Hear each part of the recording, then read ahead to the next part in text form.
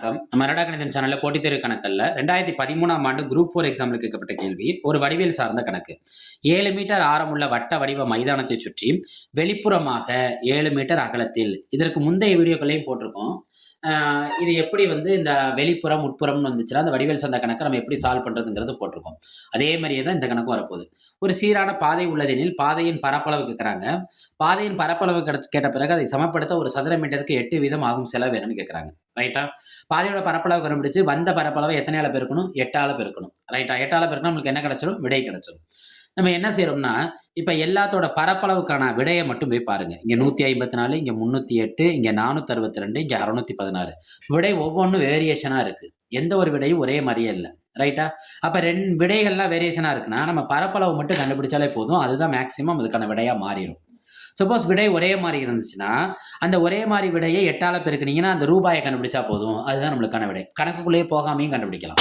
இப்ப கணக்குக்குள்ள போய் எப்படி கண்டுபிடிக்கலாம்னா, நம்ம ஃபர்ஸ்ட் ஸ்டெப்ல என்ன செய்யலாம்னா, ஃபர்ஸ்ட் வட்ட வடிவம், வட்டத்தோட பரப்பளவு நம்ம கண்டுபிடிக்க போறோம். நார்மலான வட்டமும் கண்டுபிடிக்கிறோம், வெளிப்புற வட்டமும் கண்டுபிடிக்கிறோம். வெளிவட்டம்ங்கிறப்ப அதோட ஆரம்ங்கிறத என்ன செய்யறோம்னா கேபிட்டல் ஆர்னு எடுத்துக்கும். வெளிவட்ட ஆரம் கேபிட்டல் ஆர்.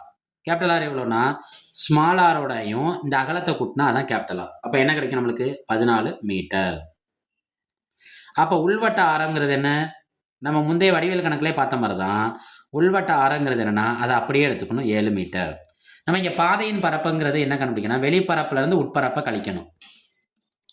பாதையின் பரப்பளவுங்கிறது என்னன்னா வெளிவட்ட பரப்புல இருந்து உள்வட்ட பரப்பளவு கழிக்கணும். இதுக்கான ஃபார்முலா என்னன்னா pi capital R square minus small R square. நார்மலாக வட்டத்தின் பரப்புக்கு என்ன ஃபார்முலா? By R square. நார்மலாக வட்டத்தின் பரப்புக்கு பை ஆர் ஸ்கொயர். இங்கே ரெண்டு விதமான பரப்பு இருக்கிறதுனால கேபிட்டல் ஆர் ஸ்கொயர்லேருந்து ஸ்மால் ஆர் ஸ்கொயரை கழிக்கிறோம். பை கேபிட்டல் ஆருங்கிறது என்ன? 14 ஸ்கொயர் மைனஸ் 7 ஸ்கொயர்.